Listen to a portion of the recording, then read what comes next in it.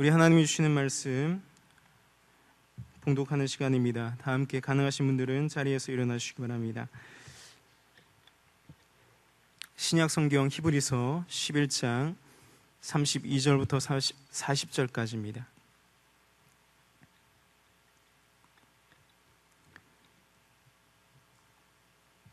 히브리서 11장 32절부터 40절 말씀까지입니다. 우리 하나님의 말씀을 한 절씩 교독하겠습니다. 저부터 읽겠습니다. 내가 무슨 말 더하리요? 기드온, 바락, 삼손, 입다, 다윗 및 사무엘과 선지자들의 일을 말하려면 내게 시간이 부족하리로다.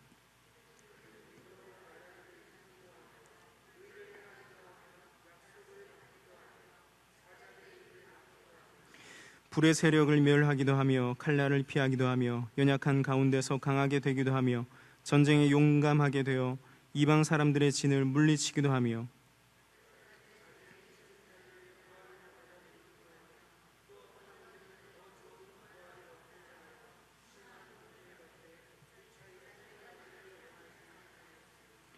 또 어떤 이들은 조롱과 채찍질 뿐 아니라 결박과 옥에 갇히는 시련도 받았으며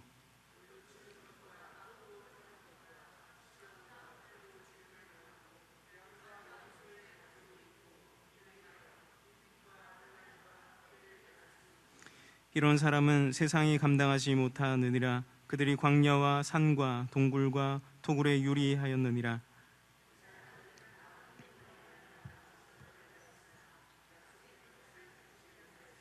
함께 읽겠습니다. 이는 하나님이 우리를 위하여 더 좋은 것을 예비하였은즉 우리가 아니면 그들로 온전함을 이루지 못하게 하려 하심이라. 아멘. 자리에 앉으시기 바랍니다. 네, 우리가 잘 아는 대로 히브리서 11장 말씀은 믿음장이라고 우리가 유명한 장으로 알고 있습니다. 구약 성경 말씀에 등장하는 믿음의 선진들, 믿음의 조상들이 살았던 그 믿음의 아름다운 이야기들을 기록을 하고 있습니다. 여기서 우리는 믿음이 과연 어떤 것인가, 믿음으로 산다라는 것이 과연 어떤 이야기인가라는 것에 대해서 알 수 있는데, 오늘 본문 말씀은 이제 11장 마지막 부분이 되겠습니다. 우리는 여기서 믿음에 대해서 두 가지의 측면에 대해서 우리가 정리를 할 수 있게 되는데, 그 하나는 바로 승리와 영광의 모습입니다. 그리고 또 한 가지 측면은 바로 고난과 핍박의 그런 모습들입니다. 사실 우리의 신앙은 이 믿음의 두 가지 측면이 잘 균형이 이루어질 때 성장할 수가 있습니다. 그런데 많은 사람들이 믿음의 이 두 가지 측면 중에 승리와 영광, 이 부분에 많이 집중을 하게 되고 거기에 관해서만 생각하는 경우가 많습니다. 믿으면 승리하게 되고, 믿으면 기적이 일어나고, 믿으면 놀라운 영광이 따른다라는 이 믿음의 두 가지 측면 중에 한 가지 측면만을 우리가 많이 생각하고 거기에 관심을 기울인다라는 거죠. 여러분, 그렇지만 우리가 인정하든지 인정하지 않든지 상관없이 믿음에는 이 두 가지 측면이 반드시 있고요. 실제로 우리가 믿음을 가지고 살아가는 우리 생활의 그 현장 가운데서도 우리는 이 믿음의 두 가지 측면의 여러 가지 경험들, 여러 가지 사건들을 우리가 만나며 그 현실을 살아가고 있음을 우리가 인정할 수밖에 없는 것입니다.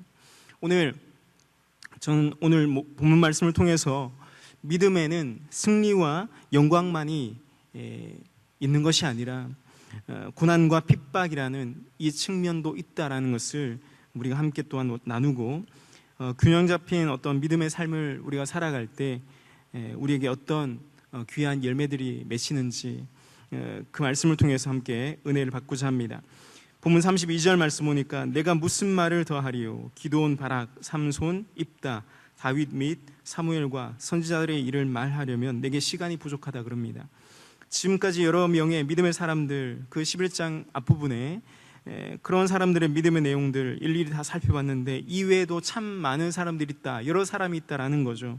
그 사람들의 이야기를 다 하려니까 시간이 부족하다 얘기하면서 이제 33절 이하에 이제 한꺼번에 이제 뭉뚱거려서 이제 그 이야기를 전하고 있습니다.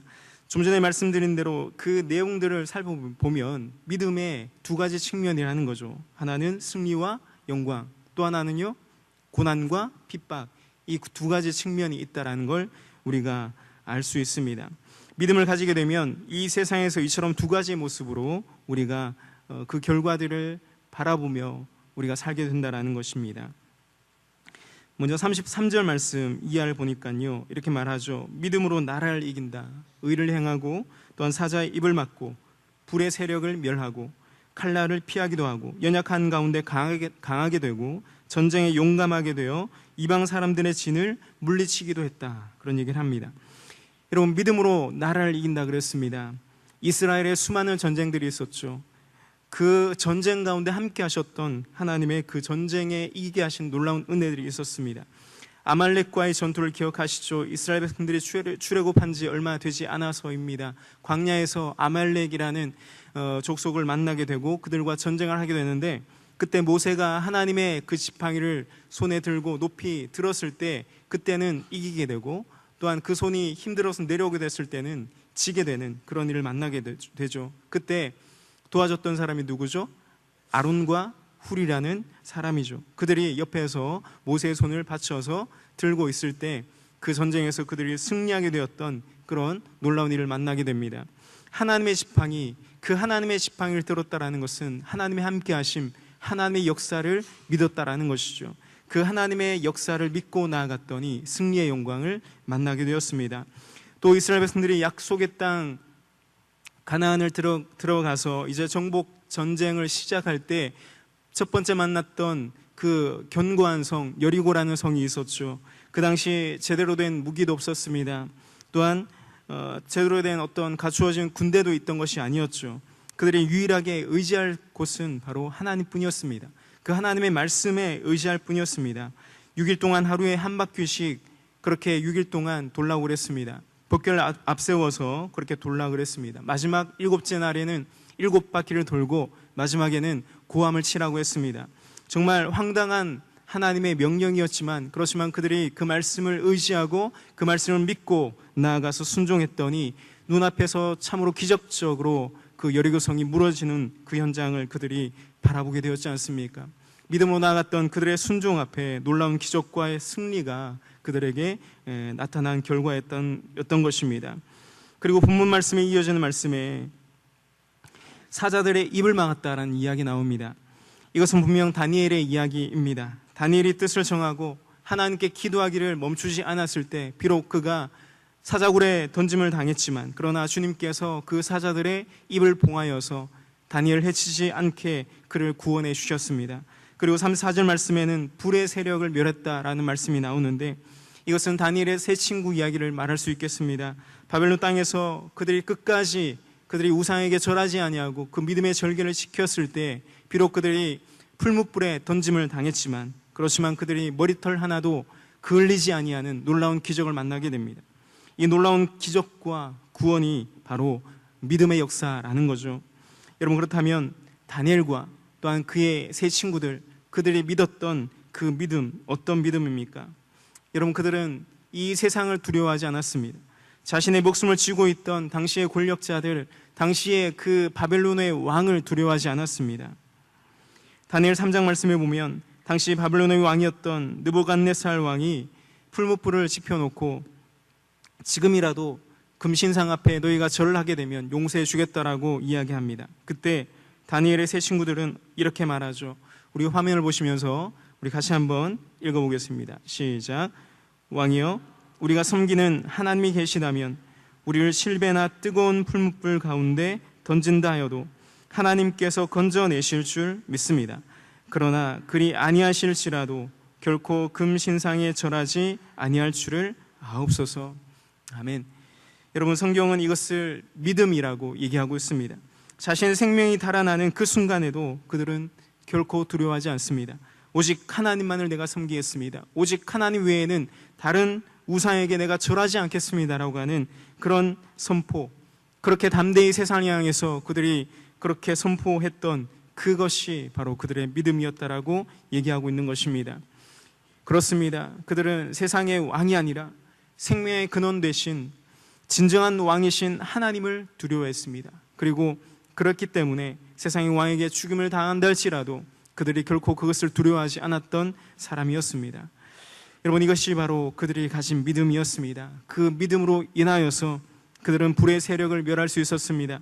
대적의 칼날을 피할 수 있었고, 연약함 가운데서도 그들이 강하게 될 수 있었고, 누가 봐도 질 수밖에 없던 그런 전쟁 가운데서도 승리의 노래를 부를 수 있게 되었던 것입니다.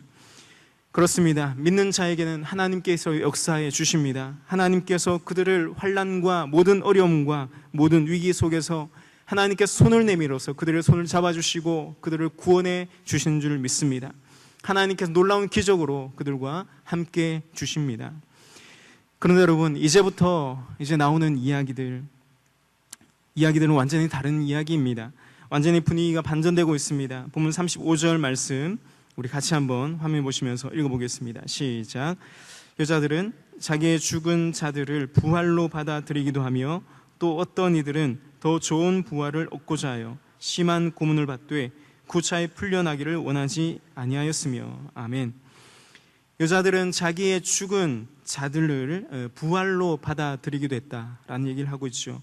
지금까지는 믿음의 사람들이 가졌던 그 승리에 관해서 이야기했지만, 그러나 방금 읽은 본문 말씀 보니까 누군가 죽었다라고 얘기합니다. 누가 죽었습니까? 여인들과 아주 가깝게 지내는 사랑하는 가족들, 지인들 중에 누군가가 죽었다라는 거죠. 그런데 그 여인들은 그들이 다시 살아날 것을, 그들이 다시 부활할 것을 믿었다라는 얘기를 하고 있습니다. 여러분, 이 이야기는 구약 열왕기상 8장 열왕기하 8장 말씀에 나오는 수넴 여인에 관한 이야기를 예로 들 수 있겠습니다. 여러분, 수넴 여인이 누구입니까? 그는 하나님의 사람 엘리야를 잘 대접했던 여인이었습니다. 엘리사를 위해서 자신의 집 다락방에 쉴 수 있는 엘리사를 위한 공간을 만들어주고, 거기에 엘리사가 왔다 갔다 하면서 거기에서 늘 언제라도 들러서 쉴 수 있도록 해주고, 또한 좋은 음식들을 또한 만들어서 대접했던 그런 여인이 바로 수넴 여인입니다. 그런데 그 여인이 어려운 일을 만나게 되죠. 자신이 어렵게 가졌던 그 아들이 갑자기 두통을 호소합니다. 그러더니 쓰러져서 갑자기 죽게 되는 일을 만납니다. 여인은 급하게 엘리사에게 달려가는데 여인의 그 달려오는 것을 보고 엘리사가 안부를 물을 때 여인이 했던 말 이것입니다. 평안하나이다 그럽니다. 여러분, 여인은 평안하다라고 얘기하고 있습니다. 여러분, 이 말 속에 그녀의 놀라운 믿음이 보이지 않습니까? 사랑하는 아이가 죽었지만 하나님 안에서, 소망 안에서 믿음으로 평안함을 누리게 되는 그런 믿음의 모습을 볼 수 있습니다. 여러분, 그 믿음 때문에 그녀의 아들이 다시 살아나는 놀라운 기적을 보게 됩니다. 여러분, 여인이 아들이 죽었음에도 불구하고 어떻게 평안하다라고 말할 수 있었습니까? 왜입니까? 그것은 바로 하나님이 아들을 다시 살리실 줄을 그가 알았기 때문에 그렇습니다. 주님께서 다시 살리실 줄을 믿는 자가 바로 이 세상 가운데 여러 가지 어려움과 곤란과 여러 가지 환난 가운데서도 그가 평안함을 누리게 되는 것입니다. 계속되는 말씀 보니까 또 어떤 이들은 더 좋은 부활을 얻고자 하여 그랬습니다. 더 좋은 부활이 무엇입니까? 육신의 숨이 멈추었다가 다시 그 숨이 살아나는 것, 숨이 돌아와서 살아나는 것, 그것도 참 놀라운 기적과 같은 일이고 좋은 일이겠지만, 그러나 그것보다 더 좋은 일, 더 좋은 부활, 그것은 바로 우리의 육신이 죽어서 비록 땅에 썩어져 없어져 버렸지만, 그렇지만 그래도 우리의 영을 살리셔서 영원한 하나님의 나라에 들어가게 하시는 그 놀라우신 하나님께서 주는 그 부활, 그것이 바로 더 좋은 부활인 것입니다. 부활의 첫 열매 되시는 예수 그리스도, 그분을 믿고 비록 육체는 썩어졌지만 주님께서 다시 오시는 그날에 모든 믿는 자들의 부활의 첫 열매가 되시는 그분께서 우리를 다시 살게 하시고 그 모든 하나님의 영광이 동참하게 하시는 그 놀라운 그 좋은 부활, 그것이 바로 믿는 자들에게 더 좋은 부활, 약속되어 있는 놀라운 부활이라는 것입니다. 그런데 여러분, 이 땅 가운데 사는 동안에 심한 고문을 받았다라는 얘기도 합니다. 그리고 36절 말씀에는 조롱과 채찍질 뿐 아니라 결박을 당하고 옥에 갇히기도 했다 그럽니다. 다 같이 화면 보시며 36절과 37절 같이 읽어보겠습니다. 시작. 또 어떤 이들은 조롱과 채찍질 뿐 아니라 돌로 치는 것과 톱으로 켜는 것과 시험과 칼로 죽임을 당하고 양과 염소의 가죽을 입고 유리하여 궁핍과 환난과 학대를 받았으니. 아멘. 그럼 믿음으로 살았더니 고문과 조롱을 당합니다. 채찍에 맞고 결박당하고 옥에 갇히고 돌에 맞고 톱으로 켜서 죽고 칼에 죽었다라는 얘기를 합니다. 그리고 양과 염소의 가죽을 입고 방황하고 유리하며 궁핍과 환난과 학대를 받았다라고 얘기합니다.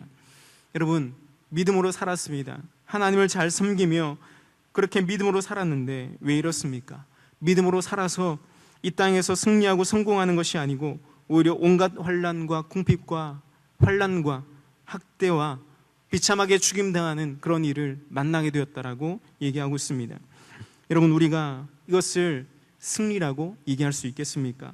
우리가 조금 전에 보았던 믿음으로 나라를 이기고 사자굴에서 그렇게 살아서 구원을 받고 불 속에 들어갈지라도 머리털 하나 상하지 않는 그런 일을 만나는 것, 그와 같은 결과가 아니라 온갖 시련과 고난과 죽임을 당하는 것, 이것도 바로 믿음의 결과라고 이야기를 하고 있습니다. 여러분 여기에 동의할 수 있겠습니까? 여러분, 이것은 바로 믿음의 결과라고 분명히 얘기하고 있습니다. 여러분, 예수 믿는다는 것이 이렇다는 얘기를 하고 있습니다. 실제로 우리가 아는 기독교 순교의 역사를 보면 이 말씀이 사실이라는 것을 우리가 너무나 잘 알고 있지 않습니까? 우리가 아는 기독교 순교 역사 가운데 초대교회로부터 시작된 그 모든 기독교 역사 가운데 수많은 순교의 역사들이 있지 않습니까? 수많은 사람들이 기독교의 그 복음을 위해서 죽임당한 일들을 우리가 너무나 잘 알고 있습니다. 그런데 여러분, 이래도 여러분은 예수 믿으시겠습니까? 만약 여러분들이 전도할 때 예수 믿으면 이렇게 고난당할 수 있다고, 예수 믿으면 이렇게 궁핍당하고 환난당하고 학대받을 수 있다고, 죽임당할 수 있다라는 얘기를 하면서 여러분들이 전도할 수 있겠습니까? 세상 누가 이런 말을 듣고 예수 믿겠습니까? 여러분, 이런 말을 들으면 불신자뿐 아니라 예수 믿던 사람들조차도, 교회 잘 나오는 사람들조차도 도망갈지도 모르는 그런 시험 들 만한 얘기 아닙니까? 그럼에도 불구하고 예수 믿는 사람들이 있더라는 것입니다. 초기 기독교 역사 대부분은 순교의 역사이지 않습니까? 우리나라에 복음이 들어올 때도 마찬가지입니다. 토마스 선교사의 죽음, 그리고 그 이후에 수많은 사람들의 순교의 피가 이 땅 대한민국에도 지금 그렇게 흐르고 있지 않습니까? 성경에 나오는 수많은 사람들이, 수많은 믿음의 선진들이 그렇게 고난당하고 채찍질 당하고 고난받고 죽임을 당했습니다. 그런데 여러분, 참 이상한 것은 그럼에도 불구하고 예수 믿는 사람들이 점점 더 많아지더라는 것입니다. 예수 믿는 사람들이 구름대같이 일어나더라는 것입니다. 여러분, 왜 그렇습니까? 도대체 어떻게 그와 같은 일을 보고서도 예수 믿을 용기가 나는 것입니까? 그 이유가 무엇입니까? 그것은 바로 하나님께서 그들에게 믿음을 주셨기 때문입니다. 하나님이 주시는 믿음 때문입니다. 이처럼 믿음이라는 것은 사람이 선택하는 것이 아니죠. 나의 선택이 아닙니다. 내가 예수를 선택하고 내가 예수를 믿기로 작정하고 내가 예수 믿기로 결단해서 우리가 예수 믿게 된 것이 아니라는 것이죠. 에베소서 2장 말씀에 나오는 것처럼 우리의 믿음은 하나님이 우리에게 주신 전적인 은혜요, 전적인 선물이라고 얘기하고 있습니다. 전적으로 하나님으로부터 내게 주어진 은혜의 선물이라는 겁니다. 여러분, 그렇기 때문에 도무지 사람의 생각과 사람의 이성으로 이 믿음을 설명할 수가 없는 거죠. 어떻게 사람이 스스로 고난을 선택하고 스스로 그 핍박과 죽음을 선택할 수 있습니까? 하나님이 주시는 그 믿음으로 우리가 믿게 되고, 그 믿음으로 우리가 비록 고난의 길이 우리 앞에 놓인다 할지라도, 비록 핍박과 죽음이 기다리는 그 길이라 할지라도 그 길을 선택하고 그 길을 나아가게 되더라는 것입니다. 그러나 여러분, 세상의 시선으로 바라볼 때는 그것은 결코 승리라고 얘기할 수 없는 것이죠. 고문당하고 옥에 갇히고 채찍에 맞고 톱으로 켬을 당하고 끔찍하게 죽는 것이 어떻게 승리이겠습니까? 어떻게 그것이 영광스러운 일이라고 말할 수 있겠습니까? 여러분, 그렇지만 우리가 분명히 생각해야 될 것은 그 세상의 유혹에, 세상의 말에 속지 말아야 됩니다. 세상의 시선은 여러분 진리가 아닙니다. 세상의 시선으로, 세상의 가치관으로 우리를 미혹하는 그 시험과 그 유혹에 우리가 속아서 넘어가지 말아야 됩니다. 기억하시기 바랍니다. 세상 권세를 잡은 자는 바로 마귀입니다. 마귀가 믿음으로 살아가는 사람들을 가만히 놔둘 리가 없습니다. 온갖 유혹과 온갖 수단 방법 가리지 않고 그들을 믿음에서 떨어지게 하는 것이 마귀의 목적이죠. 세상에서 물질의 노예가 되게 합니다. 세상의 그 성공에 눈이 멀게 하고 또한 세상 권력에 욕심을 내게 만들고 세상의 가치관이 진리라고 그렇게 거짓으로 속삭입니다. 그래서 그것을 위해서 살도록, 그것을 위해서 자신의 삶을 올인하도록 자꾸만 이 땅의 가치관을, 이 땅의 그 가치에 관심을 가지게 만듭니다. 그것을 소유하고 누리고 욕심 부리도록 그렇게 자꾸만 우리를 몰아가는 겁니다. 여러분, 그것이 행복이라고 말합니다. 그것이 바로 진정한 인생의 의미라고 그렇게 우리를 속이는 거죠. 그렇지만 여러분, 여기에 우리가 속아서는 안 된다라는 겁니다. 때로는 고문하고 핍박하기도 합니다. 돈이 없어서 당하는 여러 가지 어려움이 뭔지를 알게 하죠. 돈 없고 빽이 없는 그 서름이 어떤 것인지 알게 합니다. 건강하지 못하는 것이 어떤 것인지, 외모적으로 부족한 것이 어떤 것인지, 세상에서 뭔가 부족하게 그렇게 살아가는 것이 얼마나 큰 고통인지를 알게 하죠. 마치 감옥에서 죄인을 고문하듯이 온갖 고문을 그렇게 하면서 결국 원하는 것이 무엇입니까? 믿음을 버리도록 합니다. 하나님을 떠나도록 만듭니다. 구원에서 멀어지도록 하는 것, 그것이 바로 마귀의 목적이라는 겁니다. 사랑하는 성도 여러분, 그렇다면 우리가 어떻게 이 유혹에서, 이 유혹과 시험을 이길 수 있겠습니까? 너무나도 치명적인 어떤 유혹과 시험 아닙니까? 당장 우리가 밥 한 끼만 굶어도 어떻습니까? 옆에서 누가 라면 먹고 있으면 그냥 먹고 싶은 정도가 아니라 그냥 화가 나지 않습니까? 이런 유혹 여러분 어떻게 이길 수 있겠습니까? 죽어야 하는 것입니다.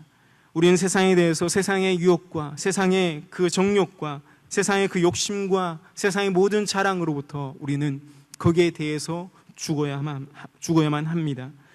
우리가 예수님을 믿는다라는 것은 자기 부인을 말하는 것이죠. 예수님께서 제자들에게 말씀하셨습니다. 누구든지 나를 따라오려거든 자기를 부인하고 자기 십자가를 지고 나를 따르라고 말씀하셨습니다. 자기를 부인하고 자기 십자가를 지고 따른다라는 것 무슨 의미입니까? 그것은 바로 자아를 죽이는 것입니다. 내 욕심을 내려놓는 것입니다. 내 야망과 내 꿈을 내려놓고 오직 하나님의 뜻을 따르는 것, 주님의 그 십자가를 지고 따르는 것, 그것이 바로 자기를 부인하고 십자가를 따른다라는 말의 의미입니다. 우리가 잘 아는 말씀 요한일서 2장 말씀, 이런 말씀이 있습니다. 우리 화면을 보시면서 같이 한번 읽어보겠습니다. 시작. 이 세상이나 세상에 있는 것들을 사랑하지 말라. 누구든지 세상을 사랑하면 아버지의 사랑이 그 안에 있지 아니하니 이는 세상에 있는 모든 것이 육신의 정욕과 안목의 정욕과 이생의 자랑이니 다 아버지께로부터 온 것이 아니요 세상으로부터 온 것이라. 이 세상도 그 정욕도 지나가되 오직 하나님의 뜻을 행하는 자는 영원히 거하느니라. 아멘. 여러분, 세상을 사랑하지 않는 것, 세상을 사랑하지 않는다라는 것 무슨 말입니까? 그것은 언제나 세상의 그 가치를 따르는 나의 육신의 그 정욕을 내려놓는 것을 얘기하는 것입니다. 안목의 정욕과 이생의 자랑과 또한 여러 가지 그와 같은 세상에 탐나는 것, 그것들을 내려놓는 것이 내가 세상을 사랑하지 않는 것을 의미하는 것입니다. 그것이 곧 내 자아가 죽어지는 것이고 그 세상에 대해서 내가 죽어지는 일입니다.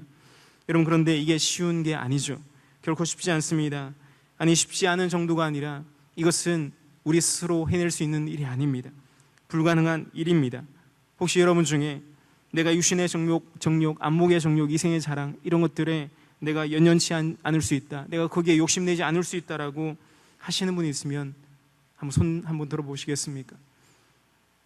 여러분, 그런 분이 있다면 사람이 아닙니다. 여러분, 그렇다면 그걸 가능케 하시는 분이 누구십니까? 바로 하나님이시죠. 그래서 성령의 충만을 받으라고 주님께서 우리에게 요구하고 계십니다. 나는 할 수 없지만 내 안에 계신 하나님, 내 안에 계신 그 하나님께서 그것을 가능하게 하시는 겁니다. 그래서 성령이 하게 하시는 그 일이 곧 믿음의 행위요, 믿음의 선택인 것입니다. 성령께서 하게 하시는 그 일이 바로 내 안에 내 정욕과 내 이생의 모든 자랑을 죽이고 오직 믿음의 말과 행동과 선택을 하게 하는 일인 것입니다. 내가 하는 것이 아닙니다. 주님께서 하심을 내가 인정해야 합니다. 내 믿음이 아니라 주님이 주시는 믿음으로 내가 살 수 있음을 고백하는 것입니다. 내 힘으로는 돈이 없어서 너무나 고통스러운 이 현실을 참아내는 그것이 힘들지만, 그러나 성령께서 그것을 가능하도록 해주시는 것입니다. 그것이 가능해지면 성령께서 내 안에 오셔서 그것이 가능해지면 그 세상에 대해서, 그 돈에 대해서, 그 물질에 대해서 내가 죽어지는 것입니다. 그래서 내가 견딜 수 있는 것이죠. 돈이 없어서 힘든 어떤 현실들, 돈이 없어서 어려운 어떤 고통스러운 어떤 내 현실들이 견디어지는 것입니다. 성령께서 그것을 가능하도록 만들어 주시는 것입니다.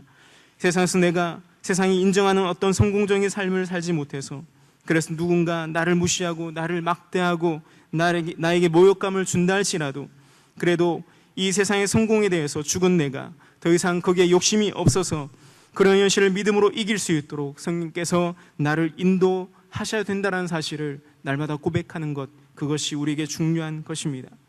이것이 여러분 세상에 대해서 죽는 것입니다. 이것이 내 자아를 죽이는 것이고, 이것이 십자가를 지고 주님을 따르는 일이고, 그와 같은 삶이 바로 믿음의 삶인 줄 믿으시길 축복드리겠습니다.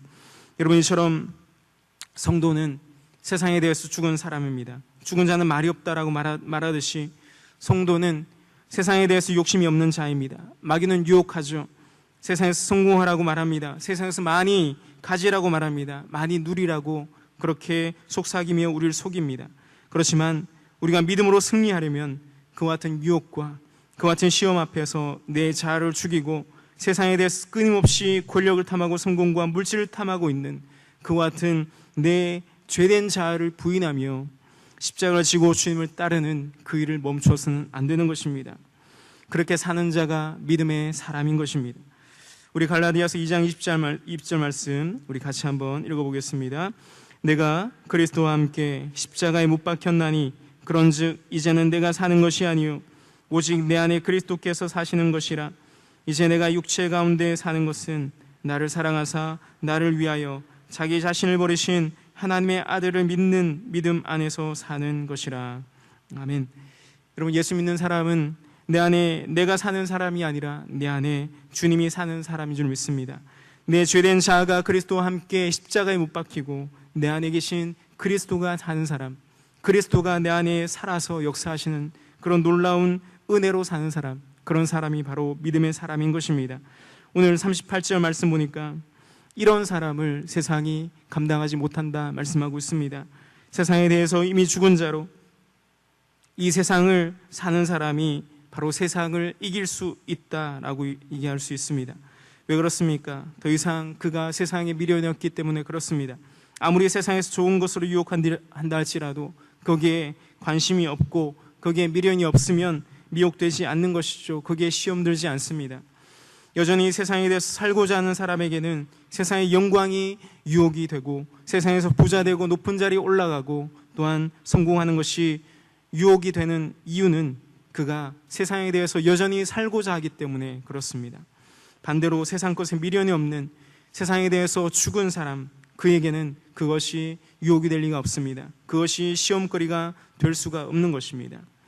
그런 사람은 세상의 핍박과 환난도 두렵지 않습니다. 세상에서 죽음보다 더한 핍박과 고난이 없을 텐데 믿음의 사람들은 이미 십자가 위에서 죽었으니 그들에게 더 이상 두려울 게 없습니다. 그런 사람을 아무리 고문해도 아무리 조롱하고 핍박해도 소용이 없습니다. 이런 사람들은 결코 세상이 감당할 수 없습니다. 여러분, 그렇다면 과연 우리가 가진 믿음이 이와 같은 믿음입니까? 혹시 우리는 세상의 영광을 구하기 위해서 세상 사람들과 경쟁하면서 그것을 위해서 하나님까지도 동원하고 있지는 않습니까? 그것을 위해서 기도를 도구 삼고 있지는 않습니까? 하나님, 내가 세상에서 살기를 원합니다. 내가 세상에서 더 많이 누리고 더 큰 권세와 더 큰 영광 누리기를 원합니다. 하나님, 내가 세상에서 잘 누리고 잘 살게 해 주옵소서. 주님, 내가 세상에서 죽으면 하나님의 영광을 가리오니 하나님, 내가 성공하게 해 주옵소서. 그렇게 얘기하면서 자신의 야망을 위해서 하나님을 도구 삼고 기도를 도구 삼고 있는 것은 아닙니까? 혹시 여러분 중에 내가 믿음으로 사는 것 때문에 내가 세상에서 실패하게 되면 그게 걱정되시는 분은 있는지 모르겠습니다. 우리가 그렇게 종종 생각합니다. 혹시 내가 실패하면 내 형편이 구차해지면 혹시라도 그것 때문에 하나님이 영광을 가리울까봐 그게 걱정이 되고 해서 하나님, 내가 실패하지 말게 해달라고, 그것 때문에 하나님 영광 가리지 말게 해달라고 그렇게 걱정하는 분이 계신지 모르겠습니다. 여러분, 그것은 우리 하나님을 오해한 것입니다. 마귀에게 속은 것입니다. 내가 세상에서 실패하면 하나님의 영광을 가리운다고요? 여러분, 죄송하지만 성경에 그런 말이 없습니다. 하나님의 영광이 세상에서 우리가 성공하는 것으로, 우리가 세상에서 높아지고 세상에서 큰 업적 남기는 것으로, 그것으로 하나님의 영광이 드러난다라는 말이 성경에 없습니다. 하나님의 영광은 여러분 그것으로 드러나는 것이 아닙니다. 오직 하나님의 영광은 우리 하나님 아버지의 뜻을 이루는 것으로 나타나는 줄 믿으시길 바랍니다. 예수님께서도 그토록 고통스러운 십자가의 잔을 끝내 그것을 마다하지 않고 끝내 마신 이유가 무엇입니까? 그것은 바로 하나님의 뜻을 이루기 위함이었습니다. 그 일을 위해서 주님께서 그 하늘의 보좌를 버리시고 이 땅에 성육신 하셨고 고통의 십자가를 지셨습니다. 많은 사람들, 세상 사람들이 볼 때는 그 십자가가 실패한 것 같았지만, 그러나 그것은 결코 실패가 아니었고 그것은 하나님의 뜻을 이루는 일이었고, 그것으로 모든 인류가 구원되는 그 놀라운 영광을 통해서 우리 하나님께서 영광 받으시는 것입니다. 본문 38절 말씀 우리 같이 한번 읽어보겠습니다. 시작. 이런 사람은 세상이 감당하지 못하느니라. 그들이 광야와 산과 동굴과 토굴에 유리하였느니라. 아멘. 여러분, 이와 같은 믿음의 사람들 세상이 감당하지 못한다 말합니다. 그들이 광야와 산과 동굴과 토굴에 유리했다라고 얘기하는데, 여러분 이 구절을 표준 세번역 성경으로 번역을 이렇게 하고 있습니다. 세상은 이런 사람들을 받아들일 만한 곳이 못 되었습니다. 그래서 그들은 광야와 산과 동굴과 땅굴에 헤매며 다녔습니다. 이렇게 번역하고 있습니다. 여러분, 세상이 이 믿음의 사람들을 받아들일 만한 곳이 못 되었다라고 얘기하고 있습니다. 예를 들어서 이런 것입니다. 저는 주님 만나기 전에 술, 담배 많이 하던 사람이었습니다. 그런데 이제 술집이 싫습니다. 거기에 들어가는 것도 싫고 술집을 봐도 싫고요, 그 술 냄새 맡는 것도 싫습니다. 담배도 마찬가지입니다. 예전에는 옆에서 담배를 누가 피면 담배가 땡긴다라고 얘기하죠. 그 땡기는 거 아시나 모르겠습니다. 땡긴다라고 얘기하는데, 그 땡기는 것 때문에, 그래서 담배 없고 돈 없고 할 때는 정말 길에 떨어진 담배꽁초를 주워서 펴봤던 경험도 있는 사람입니다. 여러분, 그런데 이제는 담배 냄새 자체가 싫습니다. 너무 혐오스러운 그런 냄새입니다. 새로 산 깨끗한 신발을 신은 사람이 더러운 물웅덩이를 피해서 밟고 다니듯이, 믿음의 사람이 세상의 가치관과 세상의 보암직한 어떤 먹음직한 것들을 그렇게 함부로 밟고 다니지 않는 것입니다. 피해서 다니다 보니 광야와 산과 동굴과 땅굴을 헤매며 그렇게 다닌다라는 얘기를 하고 있는 겁니다. 여러분, 때문에 진짜 믿음의 사람이라면 이 세상의 물질주의가 혐오스러울 것입니다. 이 세상의 쾌락과 탐욕과 이기주의와 그 권력을 탐하는 욕심, 이런 것들이 혐오스러워야 합니다. 세상의 물질주의, 세상의 물질, 그 세상의 권력이 혐오스러운 것이 되어야 합니다. 여러분, 혹시 여러분 중에 그게 부러우신 분이 계십니까? 그렇다면 문제가 있는 것입니다. 여러분 어떻습니까? 지금 이 세상이 여러분에게는 살만하십니까? 사실 우리가 세상에서 누리는 것들이 너무나 좋은 것들이지 않습니까? 특히 우리 대한민국은 너무나 풍요로운 곳입니다. 살기 좋은 곳입니다. 그뿐 아니라 이 세상은 앞으로 지금보다 훨씬 더 그렇게 풍요로운 세상으로, 편리한 세상으로 나아가게 될 것입니다. 여러분, 그렇지만 우리가 기억해야 될 것은 이 세상이 아무리 살기 좋아진다 할지라도 우리 믿음의 사람들에게는 그보다 더 좋은 곳이 준비되어 있다는 사실을 기억하셔야 되겠습니다. 오늘 본문 40절 말씀인데요, 우리 같이 한번 읽어보겠습니다. 시작.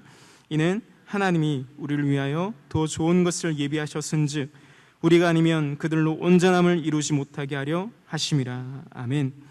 여러분, 하나님께서 우리를 위해서 이 세상에서 우리가 누리는 것들보다도 더 좋은 것을 예배해 두셨다라고 말씀을 하고 있습니다. 여러분, 에어컨이 있는 사람을 모르는 사람은 선풍기가 제일 좋은 것인 줄 알고 거기에 연연하겠지만, 에어컨이 있다라는 것을 아는 사람은 선풍기에 연연하지 않지 않습니까? 마찬가지로 아무리 화려한 세상, 그 세상의 영광을 우리에게 준다 할지라도 이미 우리가 하늘의 영광을 맛본 사람이라면 거기에 연연하지 말아야 되는 것이죠. 아무리 화려해도 그것이 좋은 것이라 생각하지 않습니다. 세상에서 아무리 혹독한 고난과 죽음과 또한 죽음과도 같은 그런 핍박이 온다 할지라도 우리가 두려워하지 않습니다.